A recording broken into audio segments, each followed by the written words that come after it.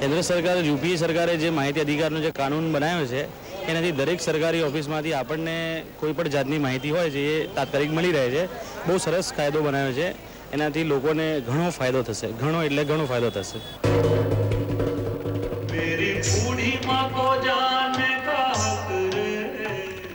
કેન્દ્ર સરકારે જે માહિતી અધિકારીનો કાયદો બનાવ્યો છે એનાથી લોકોને બહુ જ લાભ થયો છે અને માહિતી ખૂબ ઝડપથી મળી રહે છે. પહેલાં જેમ બધાને હેરાન થવું પડતું હતું એવું નહોતું. એક જ મહિનામાં માહિતી મળી રહે છે.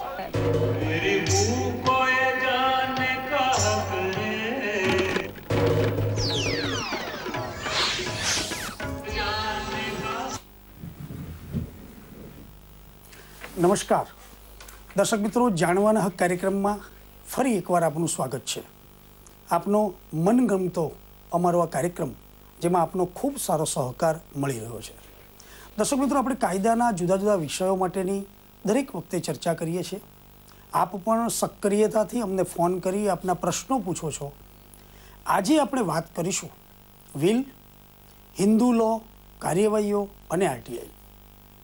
દર્શક મિત્રો, વિલ શબ્દથી તમે પરિચિત છો, હિન્દુ શબ્દથી પણ પરિચિત છો અને હિન્દુ કાયદા શબ્દથી પણ પરિચિત છો.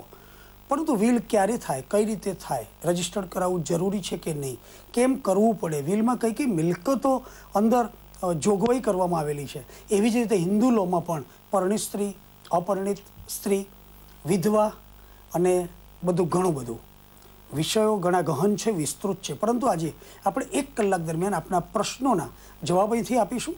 તો તૈયાર રહેજો.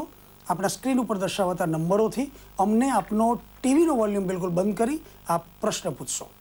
દર્શક મિત્રો, આજે વિલ અને હિન્દુ લો માટે અમારા સ્ટુડિયોમાં 2 નિષ્ણાતશ્રી અત્યારે ઉપસ્થિત છે. પ્રથમ, હિન્દુ લોના અનેક એડિશન, અનેક હિન્દુ લોના અને મુલ્લાના લોના, હિન્દુ લોના પોતાના રીતે તૈયાર કરેલો એવો હિન્દુ લોના લેખક એટલે સત્યજીત દેસાઈ, ગુજરાત હાઈકોર્ટના સિનિયર એડવોકેટ આપણી વચ્ચે ઉપસ્થિત છે, જે આજે હિન્દુ લો સંબંધી આપણને જાણકારી આપશે. અમારા બીજા નિષ્ણાતશ્રી છે યતિનભાઈ સોની. યતિનભાઈ સોની એ પણ ગુજરાત હાઈકોર્ટના સિનિયર એડવોકેટ છે. યતિનભાઈનો અભ્યાસ છે વિલ અંગેના કાયદાનો. તો દર્શક મિત્રો, થઈ જાઓ તૈયાર.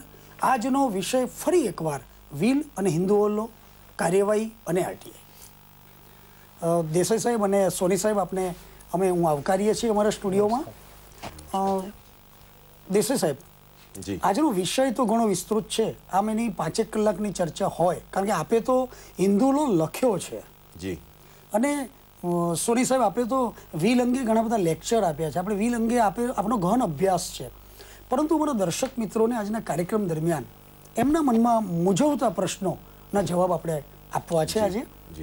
તો દેસાઈ સાહેબ, જો હું પહેલી વાત કરું તો હિન્દુ લો, હિન્દુ શબ્દથી બધા વાકેફ, પરંતુ આ હિન્દુ લોનો કયો ભાગ લાગુ પડે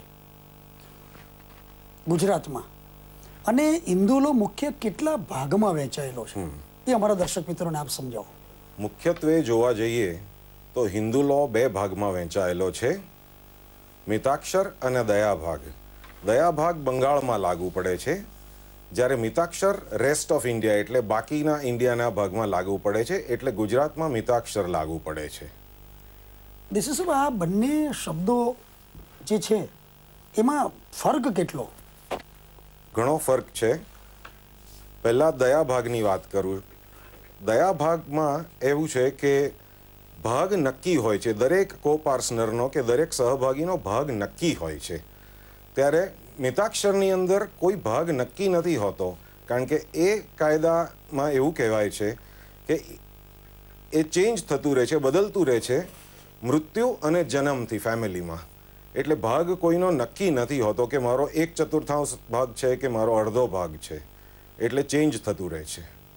આ ફરક છે, મૂળભૂત ફરક છે. અને દુનિયામાં અન્ય કોઈ જગ્યાએ આ રીતે કોઈ જોગવાઈ બીજું? જી ના. હિન્દુ લો એ ખૂબ જ એક યુનિક કાયદાની પદ્ધતિ છે, જે આપણા ત્યાં ખૂબ જ વર્ષોથી ચાલતી આવી છે, જેનું 1956 પછી સ્ટેચ્યુટરી રેકગ્નિશન આપવામાં આવ્યું છે 4 કાયદાઓ ઘડીને. સોની સાહેબ, વિલની વાત કરીએ. વિલ એટલે ઈચ્છા. વ્યક્તિ આખું જીવન દોડધામ કરી અને ભાગદોડમાં મહેનત કરીને પોતે કંઈક કમાય, એ કમાયા પછી એનો સંચય કરે અને એવું એક મનમાં ઈચ્છે કે મારા પછી મારી પેઢી, મારા પુત્રો સંતાનોને આ મળે, અને એમાં એ વાત આવે છે આને મળે ને આને ન મળે, આને ન મળે તો કેમ ન મળે ને આને મળે તો કેમ મળે, અને પછી થાય છે ક્યાંક તકરારો. તો મૂળ વાત ઉપર આવીએ તો આ વિલ એટલે શું? વિલ એટલે કે દરેક વ્યક્તિએ પોતાની પર્સનલ પ્રોપર્ટીનું કાયદેસરનું લખાણ, જે એનો અમલ મૃત્યુ બાદ થાય અને પોતાની જે પ્રોપર્ટીનું વ્યવસ્થા કેવી રીતે કરવા માગે છે, કે જે મિલકત કોને કેટલી આપવા માગે છે તે અંગેનું લખાણ એટલે કે વિલ. એટલે કે પોતાની ઈચ્છા પ્રમાણે પોતાની મિલકતો કોને કેવી રીતે આપવા માંગે છે તે અંગેનું કાયદેસરનું લખાણ એટલે કે વિલ. સોરી સાહેબ, આ વિલ કઈ રીતે નોંધી શકાય, કઈ રીતે કરી શકાય છે? વિલ કરવામાં આ કાયદેસરનું લખાણ પોતાની મિલકત અંગેનું પોતાની વ્યવસ્થા પ્રમાણે કે કોને કઈ મિલકત કોને કેવી રીતે આપવા માંગે છે તે અંગેનું લખાણ બે સાક્ષીઓની હાજરીમાં જ્યારે કરવામાં આવે તેને વિલ કહેવામાં આવે છે, અને વિલ આવી રીતે કરી શકાય છે. સોની સાહેબ, માની લો કે એક વ્યક્તિએ વિલ કર્યું, આ વિલ કર્યા પછી એને બીજા જ દિવસે વિચાર આવે છે કે આ વિલ મારાથી જે થયું છે મારે બદલવું છે, કંઈક સુધારવું છે, અથવા એ વિલ આખું કેન્સલ કરવું છે ને નવેસરથી લખવું છે, તો આ શક્ય ખરું? હા, માણસ પોતાની જિંદગી દરમિયાન ઈચ્છા થાય ત્યાં સુધી એ વિલ બદલી શકે છે. એકવાર વિલ કર્યા પછી બીજી વાર પણ વિલ એને ચેન્જ કરી શકે, આખું વિલ બદલી શકે કે થોડો ભાગ પણ બદલી શકે છે. પણ દરેક વિલ જ્યારે બદલે છે, જ્યારે જેમ વિલની જરૂરિયાત છે કે બે સાક્ષીઓની હાજરીમાં વિલ કરી શકાય, સહી જોઈએ, એવી રીતે જ્યારે બદલવામાં આવે છે ત્યારે પણ એ વ્યક્તિએ બે સાક્ષીઓની હાજરીમાં જ વિલ બદલવું પડે. એનું જે લખાણ છે એ બે સાક્ષીઓની રૂબરૂમાં એ કરે તો એ સેકન્ડ વિલ જે છે, અંતિમ વિલ છે, એ માન્ય ગણાય. એટલે દર્શક મિત્રો, વિલ ટાઈપ થવું કે ટાઈપ કરેલું જ હોવું જોઈએ એ પણ જરૂરી નહીં, વિલને રજિસ્ટર્ડ કરાવવું એ પણ જરૂરી, પરંતુ ભવિષ્યની કોઈ તકરાર ન થાય એટલે બે સાક્ષીની હાજરીમાં આ વિલ કરવામાં આવે છે. વિલ કરનાર વ્યક્તિનો પોતાનો ફોટો પણ હોય, સહીઓ પણ હોય, અને બંને સાક્ષીઓ પર પૂરું નામ, વિગત હોય અને ફોટો હોય, અને એ વિલને રજિસ્ટર કરાવી શકાય. વિલની વાત માટે આપણે ચર્ચામાં જારી છીએ, પરંતુ આપણી સાથે દર્શક મિત્રો ગાંધીનગરથી સોનજી વાઘેલા જોડાઈ ચૂક્યા છે. Hello hello. હાજી. હા સોનજીભાઈ. હા, હું ગાંધીનગર. હા નમસ્કાર સોનજીભાઈ. હાજી. હા, આપણો શું પ્રશ્ન છે? મારા ઘણા નમસ્કાર. હલો. અભિનંદન. હાજી. હા સોનજીભાઈ, આપનો શું પ્રશ્ન છે? મારો પ્રશ્ન એ છે કે માનનીય શ્રી દેસાઈ સાહેબને મારે પૂછવું હતું કે એક ત્રણ ભાઈઓની સંયુક્ત મિલકત છે, સંયુક્ત જમીન છે. હા. હવે મોટા ભાઈને વસ્તી નથી, તો એ સંયુક્ત મિલકતમાંથી એ મોટા ભાઈ એની 1/3 જમીનની કોઈને વિલ કરી શકે કે કેમ, એ મારે ખાસ માનનીય દેસાઈ સાહેબને પાસે જાણવું હતું. દેસાઈ સાહેબ, આ વણ વહેંચાયેલી મિલકત છે અને એમાંથી એક ભાઈ વહેંચણી કરીને પોતાની માલિકીની મિલકત નથી માંગતો, પરંતુ એ વણ વહેંચાયેલી છે અને પોતાનો એક તૃતીયાંશ ભાગ બીજાને આપવા માંગે તો એ કરી શકે આ રીતે? એ કરી શકે. હિન્દુ સક્સેશન એક્ટની જો વાત કરીએ તો એમાં સેક્શન 30 છે, અને એમાં એ જોગવાઈ છે અને ચોખવટ કરવામાં આવી છે કે કોપાર્સનરી પ્રોપર્ટી એટલે કે વણવહેંચાયેલા ભાગવાળી જોઈન્ટ પ્રોપર્ટીનું પણ વિલ થઈ શકે છે. એટલે એ જે ભાઈ છે એ પ્રમાણે વિલ કરી શકે, ચોક્કસપણે કરી શકે. આપણી સાથે દર્શક મિત્ર નારગોલથી જોડાઈ ચૂક્યા છે, ઈશ્વરભાઈ ભંડારી. હલો. હાજી નમસ્કાર સર. નમસ્કાર ઈશ્વરભાઈ, આપનો શું પ્રશ્ન છે? હાજી, બંને મહાનુભાવોને પણ મારા અંતરથી નમસ્કાર. નમસ્કાર. વલસાડ જિલ્લાના ઉમરગામ તાલુકાના નારગોલ નવા તરફથી ઈશ્વર ભંડારી બોલું છું સર. હા સર, મારો પ્રશ્ન એવો હતો કે મરનાર વ્યક્તિએ પોતાના દીકરાનું વિલ જો કાચું કર્યું હોય તો મરણ પછી વિલમાં શું થઈ શકે છે? પ્રશ્ન બીજો, વિલ કરનાર વિલ કરનારનું બાકી રહી ગયું હોય તો મૃત્યુ પછી તે કાયદામાં શું જોગવાઈનું બંધન છે? ચોક્કસ. સોની સાહેબ, અહીં વાત છે કે વિલની અંદર કાચું વિલ ને પાકું વિલ એવો તો કોઈ હું માનું છું ભાગ નથી, તો આ બાબતે અમારા આ દર્શક મિત્રને શું કહેશો આપ? હા, સૌ પ્રથમ તો હું આપને જણાવીશ કે અત્યારની પરિસ્થિતિમાં લોકો વિલ રજિસ્ટર્ડ વિલ કરાવે છે, ઘણા લોકો નોટરાઇઝ પણ કરાવે છે અને ઘણા લોકો સાદું વિલ છે. કાયદાની દ્રષ્ટિએ તમામ વિલ સરખા છે, સમાન છે, કોઈને પ્રાયોરિટી નથી મળતી પરંતુ એ જે વિલ જે છે એ કાયદાની રિક્વાયરમેન્ટ એટલે કે બે સાક્ષીઓની હાજરીમાં પોતાની પ્રોપર્ટી અંગેનું લખાણ પોતાના મૃત્યુ બાદ કોને આપવા માંગે છે તે અંગેનું લખાણ જો હોય તો પછી કાચું વિલ કે પાકું વિલ, રજિસ્ટર્ડ વિલ કે નોટરાઇઝ હોય કે સાદું વિલ, એ તમામને સરખા જ હક મળતા હોય છે. એટલે કાયદેસર દ્રષ્ટિએ બધા તમામ સરખા છે. સોની સાહેબ, હા, આ વિલમાં કોઈ સ્ટેમ્પ ડ્યુટી કે એવું ભરવાનું હોય છે? ના, વિલની અંદર કોઈ સ્ટેમ્પ ડ્યુટી લાગતો નથી, કોઈ ટિકિટ ચોંટાડવાની નથી હોતી કે કોઈ જાતની કોર્ટ ફી ભરવાની હોતી નથી. વિલ સાદા કાગળમાં બે સાક્ષીઓની હાજરીમાં જે કરવામાં આવે છે એ વિલ થાય.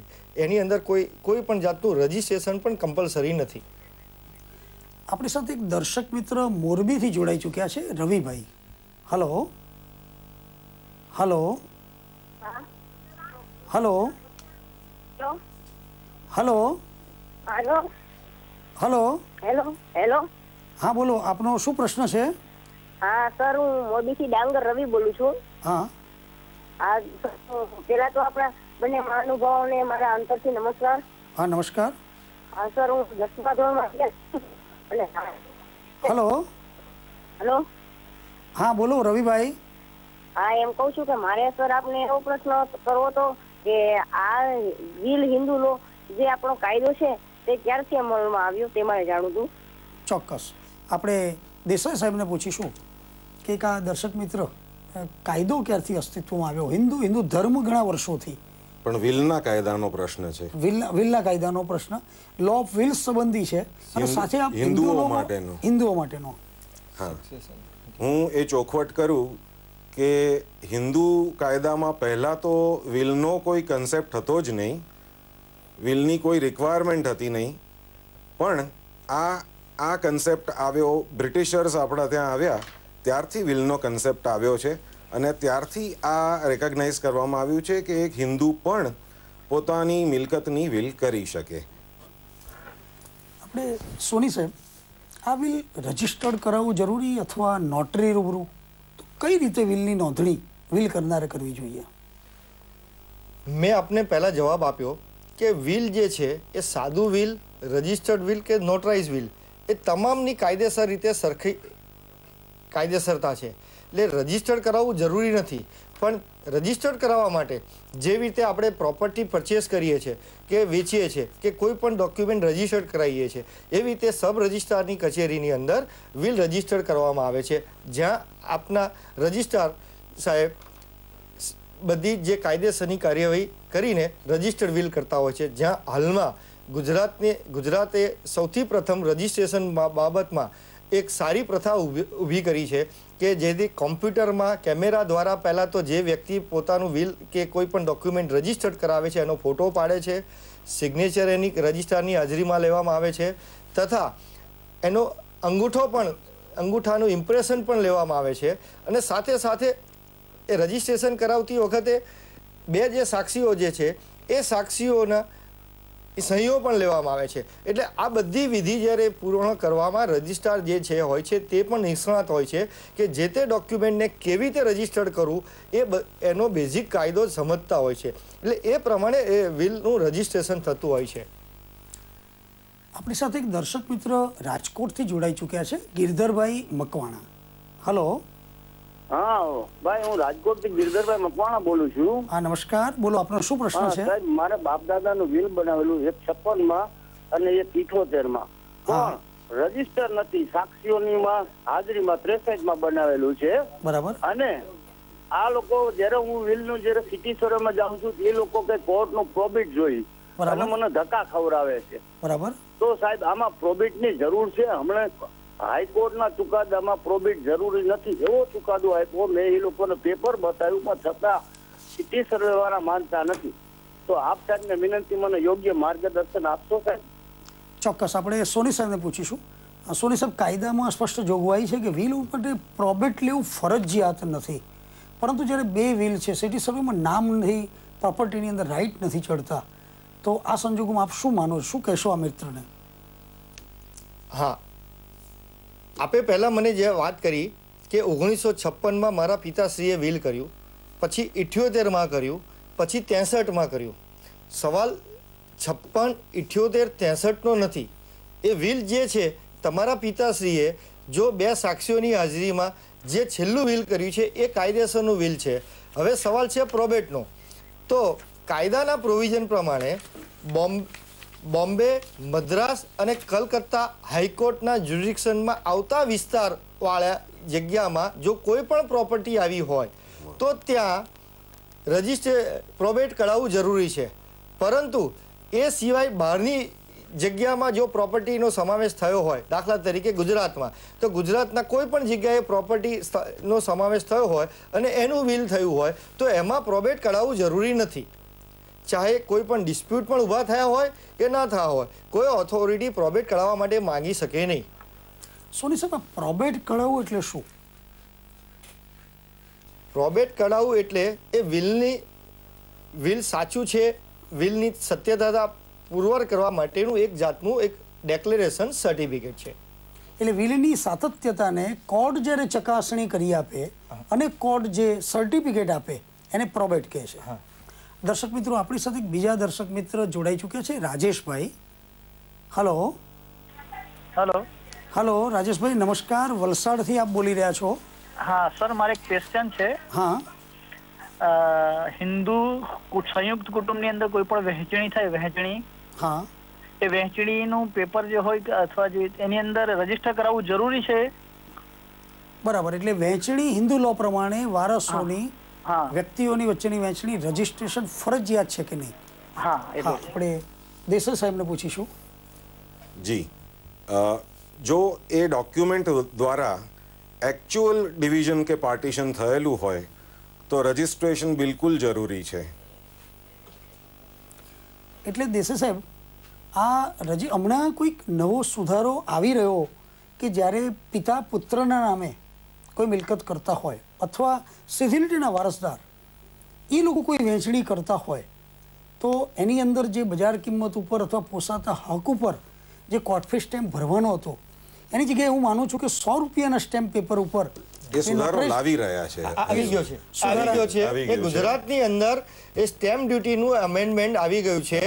એ હમણાં એનો અમલ આ જૂન મહિનાથી શરૂ થઈ ગયો છે અને એની અંદર પોતાના પિતા એની વસાવેલી મિલકત કે પોતાના ભાઈઓ એ પોતાના બ્લડ રિલેશનમાં એની અંદર ઘણા બધા ડેફિનેશનમાં બધા બતાવ્યા છે કે અંદર વહેંચણીમાં પાર્ટીશન કરે કે પોતાનો હક કોઈ જતો કરે કે પોતાની બહેન હોય પોતાના ભાઈઓની તરફેણમાં હક જતો કરે કે એ બધી પ્રોપર્ટીમાં માત્ર 100 રૂપિયાના સ્ટેમ્પ ઉપર એનું ટ્રાન્સફર પાર્ટીશન થઈ શકે છે.